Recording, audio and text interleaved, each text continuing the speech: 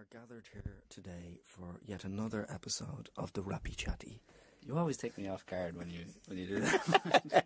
Well, I try and keep it interesting for people so they all don't sound the same if people are listening to them back to back. How are you? Welcome back to episode number... The latest episode. The latest and greatest episode of FNI Film Network Ireland WrapChat with myself, Paul Butler-Lennox. Myself, Paul Webster. So we've got Claire Dix, one of my favourite Irish filmmakers, on the show this week. Both drama and documentary. She makes beautiful films. I'm a huge fan, especially of two of her feature kind of documentaries, Broken Song, about the Irish hip-hop scene, and a beautiful film, Memories of Miss Moriarty, about a famous Irish ballet teacher and kind of the godmother of Irish ballet. I really loved the film, and it was great to chat to Claire about her career. She's made a lot of really, really successful shorts and really nice work, especially her documentary. So it was a really good conversation. Yeah, it was a very frank and honest one. Another shining example of you're not alone out there. Yeah. In the fears that you have in terms of getting your work off the ground. So have a listen along, and if you like it, share it with a friend, particularly someone who's working in this rat race of an industry that we work in. Yeah, it's a good point to ask for feedback at this stage. We're kind of getting back into the swing of things now. It's kind of 3 shows in for 2018. If you have any feedback, just leave comments wherever you can or send us email. We would love to hear from you. Yeah, or, we're thinking of introducing a red button, like Ireland's Got Talent for when I talk shite, so that... So, if you'd like to see the red button, leave a comment or a like somewhere. What else is going on? We have an event. You have an event coming up? Yes, there is another event coming up. It's called Let's Get Naked on Film, because, let's reveal honesty in filmmaking. I guess that's what that means. Yeah, it's on in the Generator in Smithfield on the 30th, the 31st, and the 2nd. So it's over Easter. March, April. March and April. The last event that we had with IP was very well attended. Tickets are available via Eventbrite. If you're interested in... If you have the nucleus or the genesis of an idea that you want to get up off the ground, and you want to explore some other ways of working or approaching writing, I think this might be for you. It's an algorithm. He writes by algorithms, and people seem to really respond to the last one. So come along.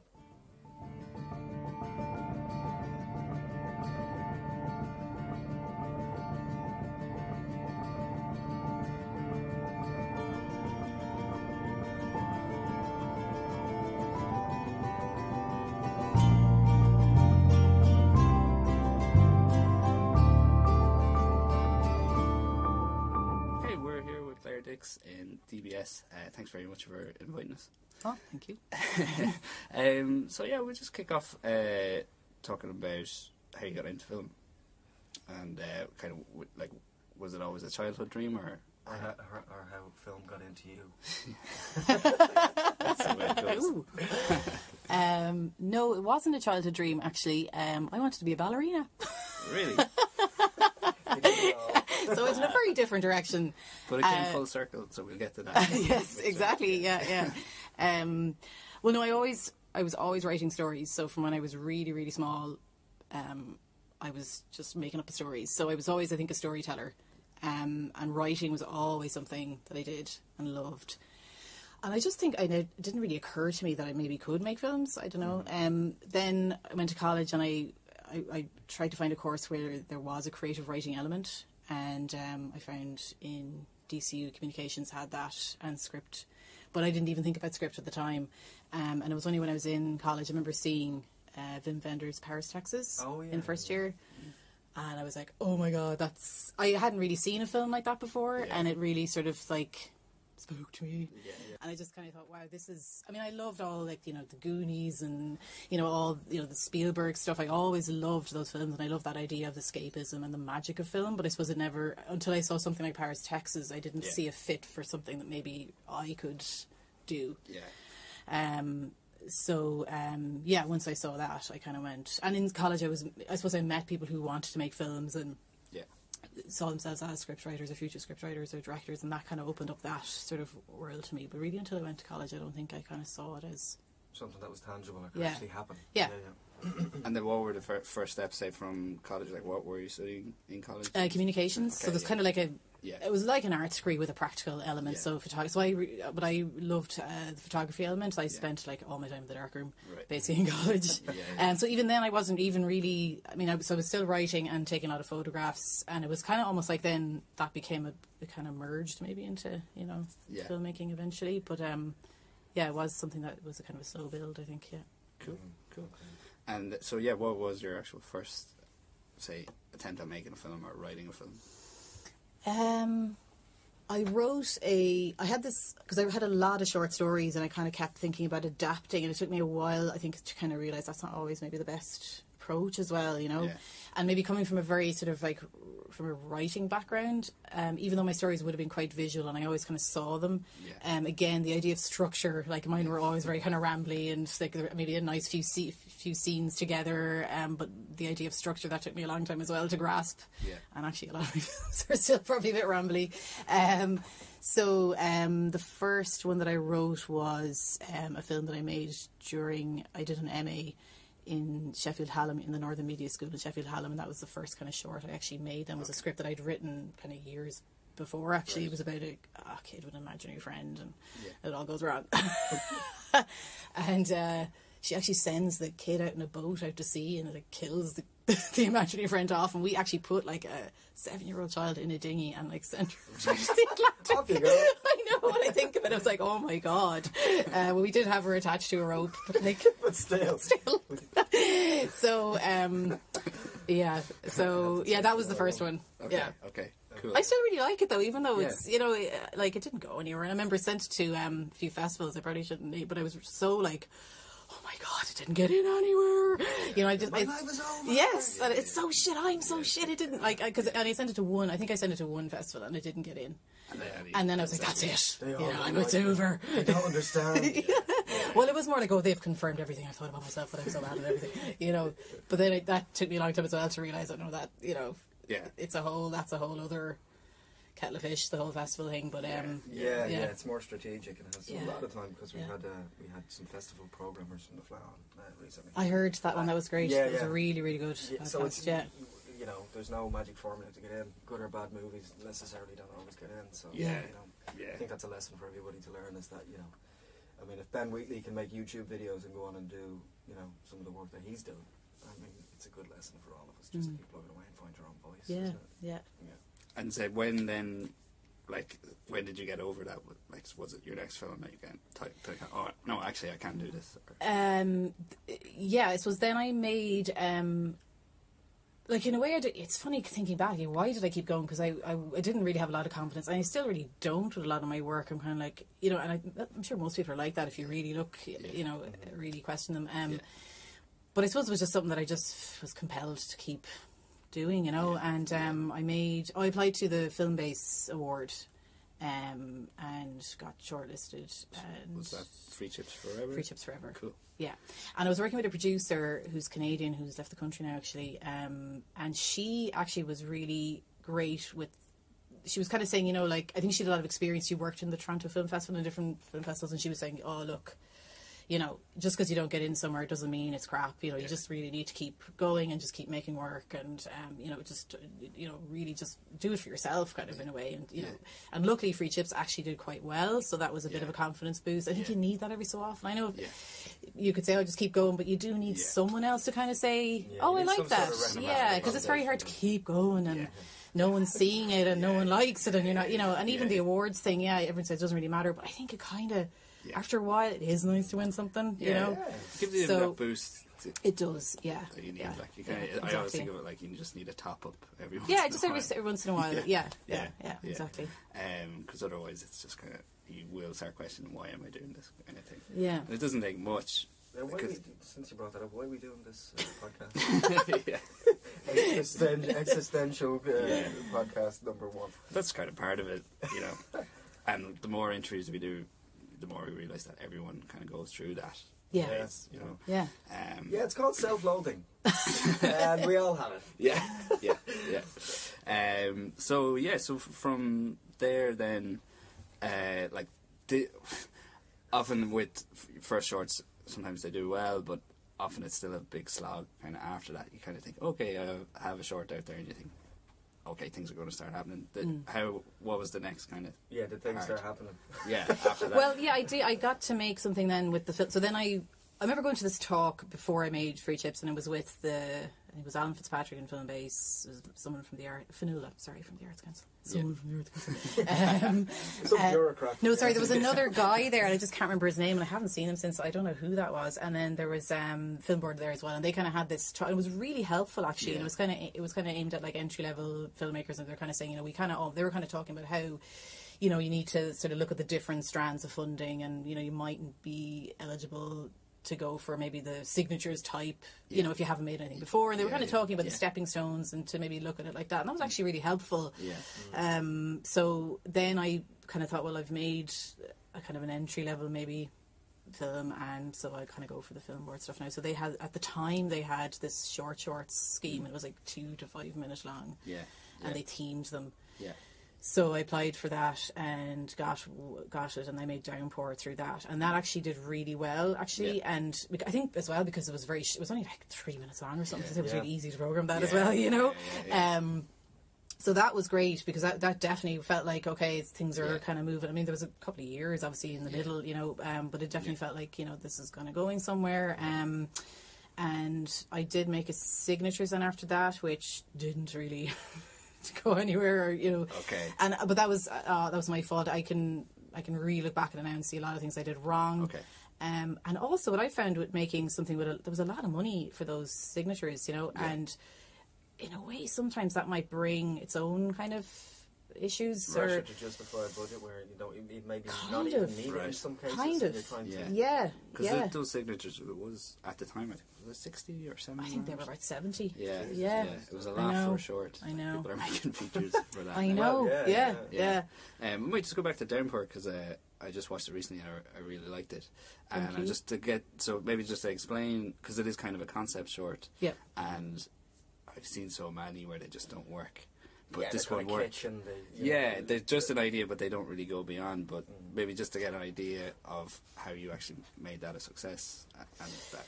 Well, the theme of so you had to basically submit a script under the theme "Ireland, I Love You" was the theme. Okay. So I was kind of thinking about that, and I was kind of thinking, well, what don't I like about Ireland? How to kind of maybe subvert it a little bit. And I thought, I don't like the weather, so I don't like the rain. Yeah. And so it's all about maybe starting to appreciate, well, what is good about the rain kind of thing. Yeah. So that's kind of where it came from, really, because the idea is a concept. I mean, the piece, it's not really much of a story. It's just, so it's a bride looking out at a rainy the morning of her wedding, and it's a disaster, but then she thinks back of all these pivotal moments that happened in her relationship, happened in the rain. So like it could have been very kind of soppy and sentimentally, but I think we managed to maybe make it not. Okay. Hopefully. Yeah, no, definitely. But the idea of it is that it is supposed to be a very kind of a loose, and I like that kind of style where you're kind of, so it kind of, I suppose the editing, it just dips back and forth.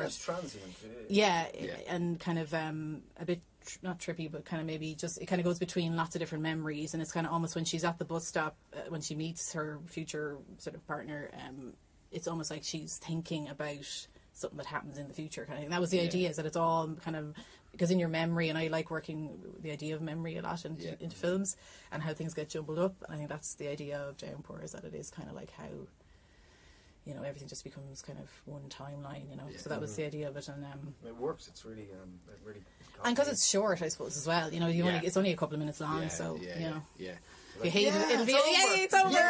It's over. Thank God. I didn't have to watch it on double speed. Cool. And then, and I must say, sorry, Michael Fleming did an amazing score for it. And he told me that when he watched it, that was like him just sitting down going, just watching it the first time and coming up with something. And that's pretty much what ended up, because it was a very kind of, that was his response to it. And he just, so I think the score really helps it, and the acting. And the rain on it. And then Alia was, is it Alia? That was the signatures, yeah.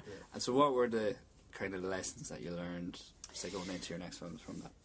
Well, I think one of the lessons was just kind of, well, that unfortunately, I don't know why I did this. It was almost like it had two points of view. So like halfway through, it was like the point of view of another character. And I don't know when that... I also think that I didn't really stick to my guns with the script. Okay. There were changes that were made throughout the process. And I kind of let go a bit of the control, which I shouldn't have.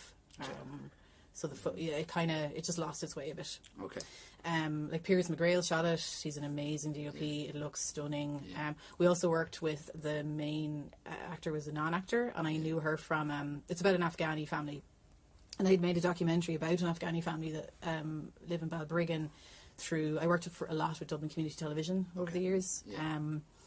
And made a documentary with them about this family, and I was just really inspired by them because they'd been through so much and they just had such an amazing kind of outlook, and also this young girl was stunningly beautiful and really cool girl, and I just thought she kind of inspired me the story as well, so it is kind of a love story, but it just, I don't know, it was also very difficult to cast because and I was kind of stuck as well that they had to be Afghani because she was, but actually they could have probably been another nationality because it's very hard to find. So we actually ended up going to London and trying to find, and we actually had people, like some of the cast were learning the dialogue phonetically, like they didn't even really so and I think they did a great job.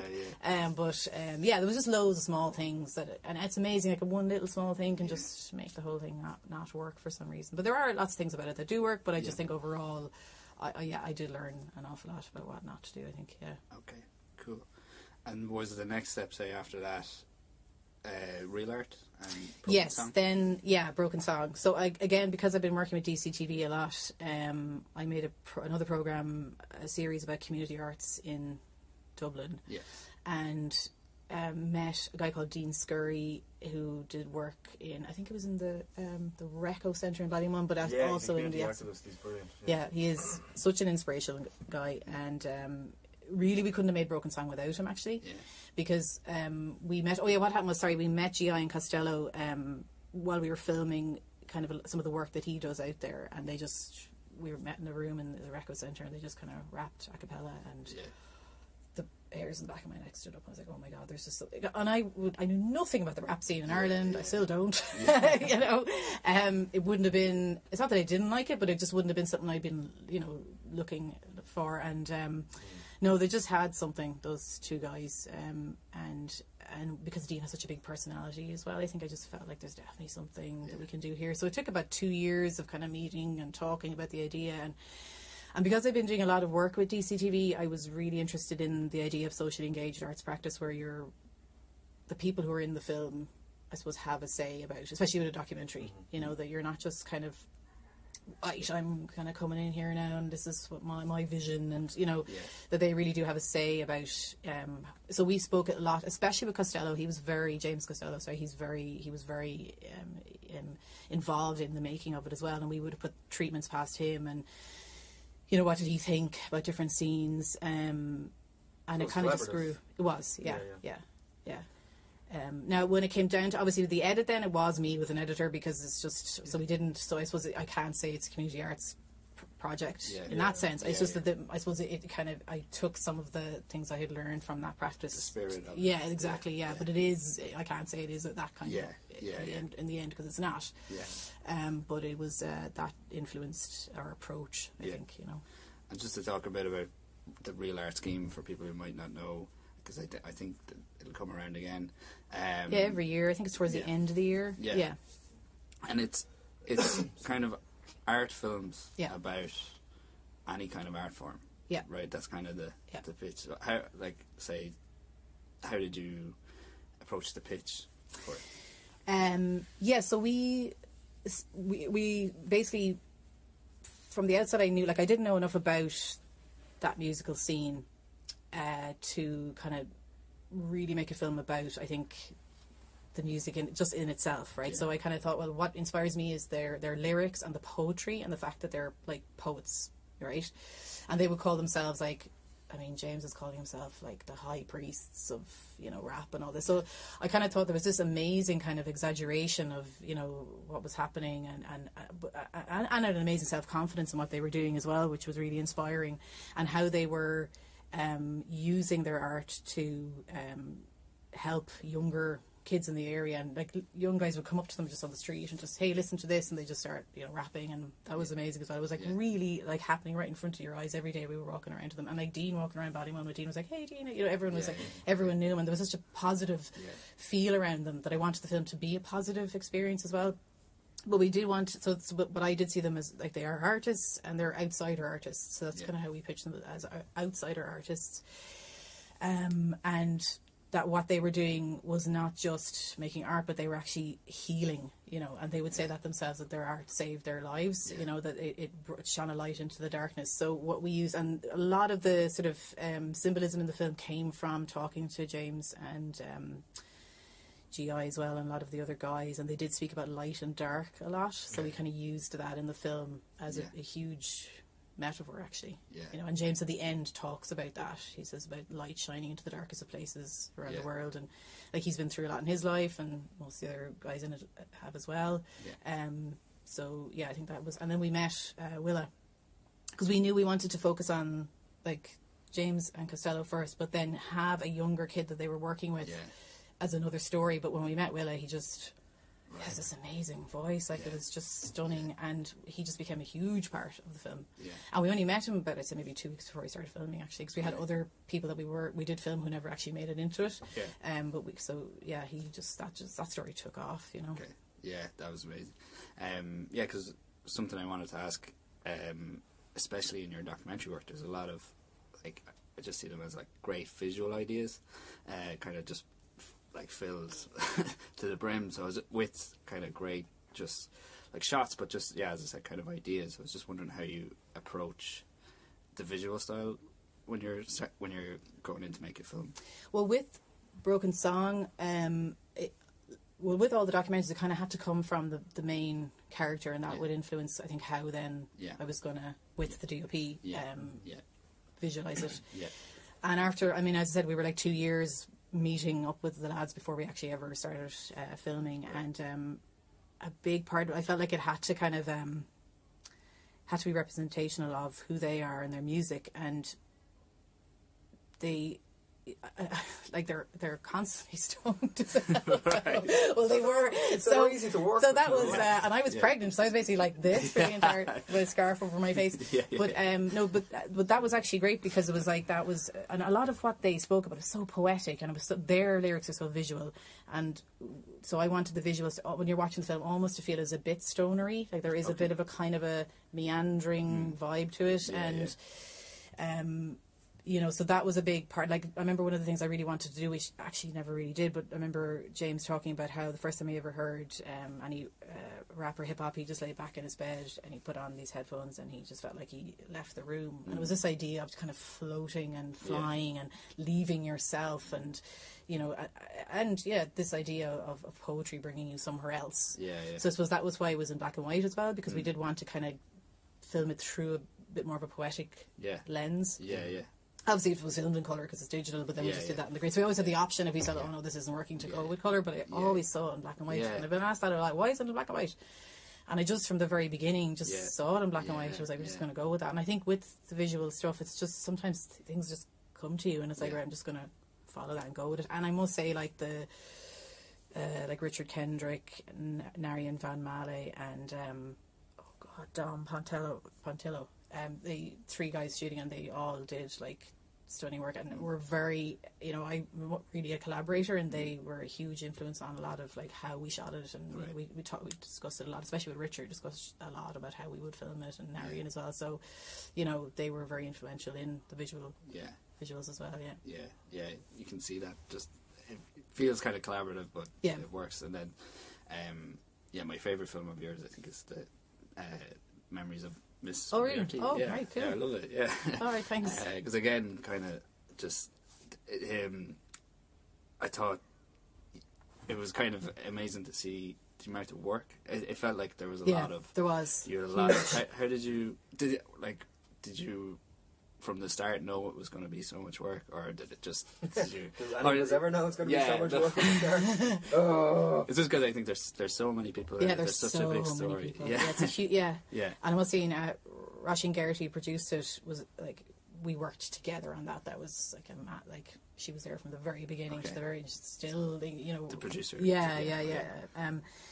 Yeah, it was a huge amount of work, and mainly because, well, a few different reasons, but one, because I suppose Joan Denise Moriarty, I mean, there were other people who taught ballet in Ireland before her, but she really, you know, did amazing work. And I mean, anyone in anyone in Munster who has anything to do with ballet knows who she is, or they were taught by her, or their mother was, or their aunt was, or they were in a school that she set up. So, like, the more you started talking to people, oh, but you have to talk to so-and-so because she has this amazing story. Oh, and then you meet her, and then, oh, you have to talk to... So, actually, we were just at one stage, we were just like, we need a team of people going up and down. We don't have enough We petrol. don't... Yes, exactly. Yeah. Poor Rasheen's car was, like, driven into the ground. Like, but it was just... Yeah, so there was just so many people to talk to, and it was... And then you kind of feel bad because you're like, you know, this story and this woman is so dear to so many people's hearts, and she's like a mother to a lot of these people. Yeah. That it's like, who are we then to say that your story isn't good enough to get into, you know? So that's why it's memories of Miss Moriarty as well, because it is very much. It's not like the definitive documentary to Joan Denise Moriarty at all. It's a very kind of impressionistic piece about memory as well, because she was quite divisive. Some people really didn't like her, and some people loved her like a mother, and some people loved and hated her like a mother. So she, you know, she like, you know, she just has this really complicated story, and a lot of people were saying to us, "Oh, you'll never be able to make that into an interesting film because the story is just kind of, you know." Really? Yeah. And there was a lot we actually had to leave out as well because it was too controversial. And she's just a very an amazing woman. For me, she was such an inspiring. Like, I knew all about her from as a kid because I loved ballet, and I was taught by my teacher was one of her students, and like, so I was well aware of who she was. And, you know, she just did such amazing, especially for the time in Ireland, that she, like the 40s in Ireland, like a woman heading up a company, like in itself, it was an amazing thing.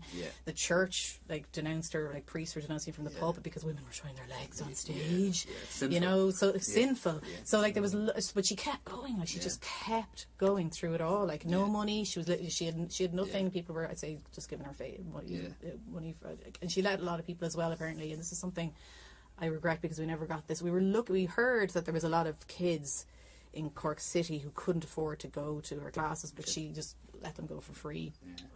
And we heard this. We were trying to track down people. Could we find anybody whose mother was one of those kids, or father, or whatever? And we just couldn't find anybody. And it was only, like, I think a couple of months ago, I actually found someone. I was like, oh, damn. But so there was just like, but that was it. There was just, everyone had a story about her. So that was the work, was meeting all those people. Loads of them didn't even get into the. We never even interviewed, you know, but all of that helped because it really helped us to form an image of her, because there was very, very little archive. Like, there's a lot of radio interviews, but there's very, very little footage of her. Yeah. So we also remember, like, contacting every single, like, camera club in the country, you know, like Super 8, does anyone have footage of Joan Denise maybe from a class that their child went to, or their mother or whatever, you know. And we did find a little bit that way, but it was very, very hard. Because, like, no one was filming back then, really, you know. You did an amazing job, because with the archive that you did have, you used very well. Even kind of home video. Yeah, there was a lot of home video stuff. One of the things that struck me kind of watching it, what was the challenge of, like, making a film about someone who's dead? I don't think I'd do it again. Really? No.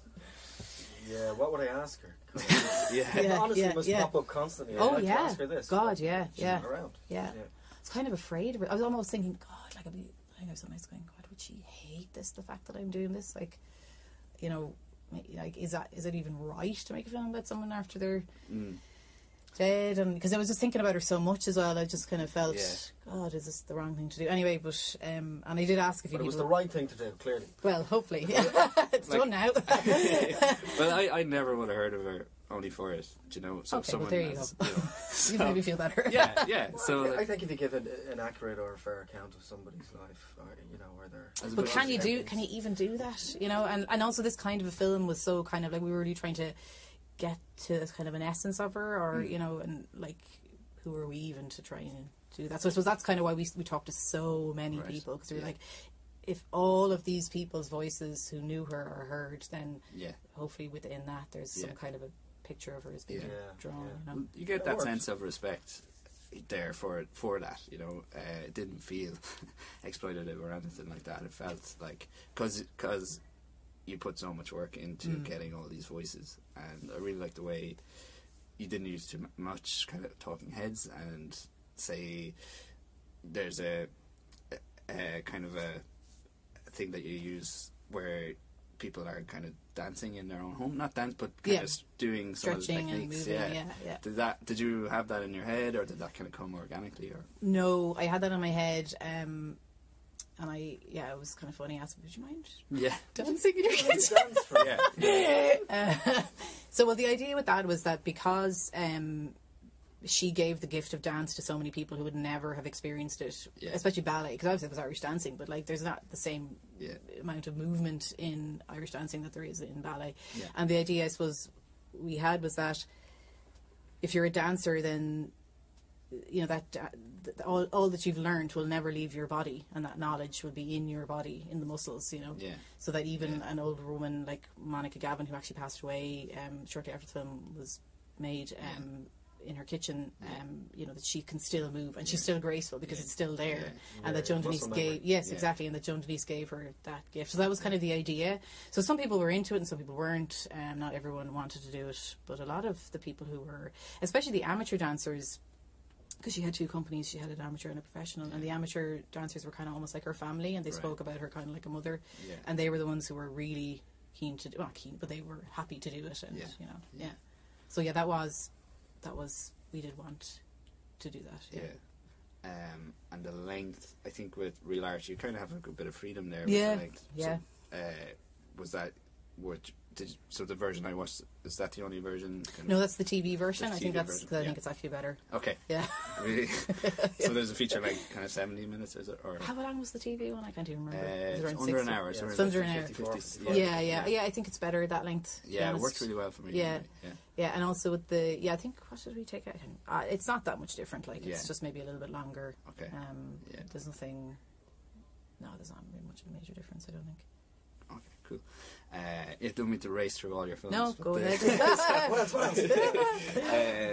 So the next one that I'm aware of, Take Me Swimming. Oh yeah. So beautiful short. Maybe just talk us through the idea behind it, because you didn't write that. No, one, I didn't. Alva Keoghan, amazing scriptwriter and a really good friend.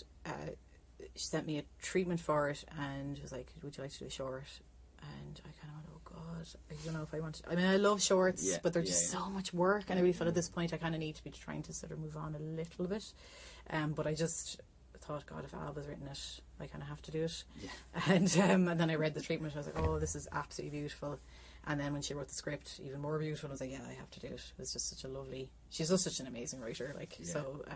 And you know, as well, it was going to be all down in Kerry. Like, again, we kind of got this lovely team together, and Roisin produced it again, and Alva's husband Michael shot it, and it was like this little family down in Kerry. It was lovely. It was a lovely experience, actually. Kerry's amazing. Yeah. Whereabouts was it that you shot? Castle Gregory. Okay, so seaside town. Yeah. Well, they live just outside Castle Gregory, so we were kind of in this little kind of bubble, you know. In May, and the weather was amazing, so it was just it was lovely. But the cast, we were just so lucky to get amazing cast. And Olwen and BJ Hogg, so it was just and they got so into it, and I really love working with actors, and I was really happy to be back working in drama again, and it was just such a lovely experience. And like Barry couldn't have put more in prep into that. Like he was just really amazing. So that was great. How long did you shoot for? I think it was 4 or 5 days. I think it was maybe 4, and then we had like a half day in Dublin. We had to do some studio stuff in Dublin then as well, but I think it was around 4.5, something like that. Was that tight? Yeah, it was actually. Because there's a lot of locations. It felt like it felt like you were down there for weeks. You got that sense. You felt like you were watching it for weeks. No, it just felt, it didn't feel rushed, you know. It's there was a lot of different locations. I think that's probably and I suppose a lot of actors as well. And we had a horse, which was yeah, that was our first scene as well. And that scene that's the only scene that didn't work, actually, really. You didn't have to actually kill the horse. No, we didn't actually kill the horse, no. But he is supposed to, in it, actually. He is supposed to, horse, and it just didn't. It felt really rushed and it just didn't work. And we were in the edit going back and forth for so ages. what you don't see is more powerful. So we said, no, it's just, it didn't work to see him. We felt, anyway, so. But that's, for me, that's the only thing I think that didn't really work out from it. It was a really positive experience. And I'm working with Alva again now on another script, so. Cool. Yeah, hopefully. So are you kind of looking more now towards feature drama? Yeah, I'd love to do that next. Yeah. We'll see. Yeah. And so you're lecturing a little bit as well? Yeah, part-time in DBS. Yeah, there's film courses in DBS. People don't know about them, but there are. So do that part-time. And how is that? Have you always done that bits of that? Or, doing it for, I love teaching, actually. I've been here about 8 years part-time. I do a lot of kind of kids workshops, and actually I haven't done that in a while either, but always doing a bit of teaching somewhere. I really like it. Yeah. And do you do you find it helps in your filmmaking as well? Yeah, and learning? it really does. Right. Yeah, because you're working with much younger people who have different sort of perspectives and takes on things, and you can kind of discuss. I try to show them a lot of short, like Irish shorts as well, and it's just really, it makes me actually keep up to date as well with stuff. No, I think it's very beneficial for my own practice. Well, you can introduce broader and larger themes in a simplistic way to get them thinking about life, and to introduce the important thematic stuff into their work very early on, I guess. Yeah, and it's just nice being around in an environment. The energy with kids, or a group dynamic is. Yes, and where learning is valued, and is there any kind of lesson or advice that you wish someone had given you when you were starting out? Don't do it. I know it's get a full-time job where you can make a lot of money and retire early. So I just said to my son this morning. Don't go into the arts. I know. I think have confidence in your ideas, and your voice is valid, and what you have to say, even if it's something that you think you've seen a million times before, because it's you telling people, it has some validity, and don't try and imitate somebody else. Just, do your own thing. Yeah, that's a good one. I think, it's one that everyone has to. Because that's easier said than done. Paddle your own canoe. Yes. Because some people, they have that voice straight away. Yeah. But other people, I know myself, it took me a while to find my creative voice. Yeah, and what a beautiful voice it is. Thank you very much. It's a great place to live. Claire, listen, thanks so many for coming. Oh, thank you very much. Coming on, we really appreciate it. No worries. Thank you.